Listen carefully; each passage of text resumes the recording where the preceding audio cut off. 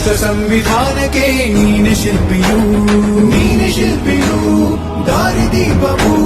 ನೀನೆ ಕಲಿಸಿಕೊಟ್ಟೆ ಸಮಾನತೆಯನು